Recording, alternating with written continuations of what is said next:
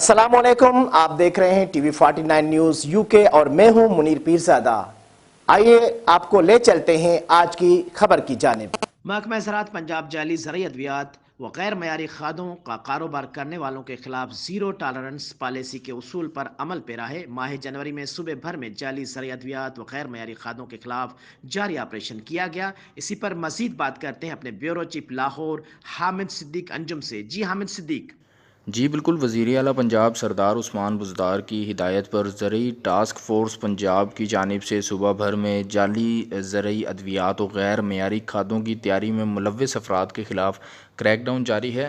ترجمان محکمہ زراعت کے مطابق جنوری کے ماہ 2022 کے دوران صوبہ بھر میں ایسے عناصر کے خلاف جاری کارروائیوں کے دوران 17 چھاپے مارے گئے اور 17 FIRs کا اندراج عمل میں لایا گیا۔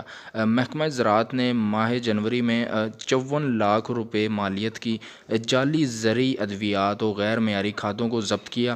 جعلی زرعی مداخل فروخت کرنے والے مافیا کے خلاف آہنی ہاتھوں سے نپٹا جا رہا ہے اور اس گھنونے کاروبار میں ملوث افراد کو قرار واقعہ سزا دی جا رہی ہے۔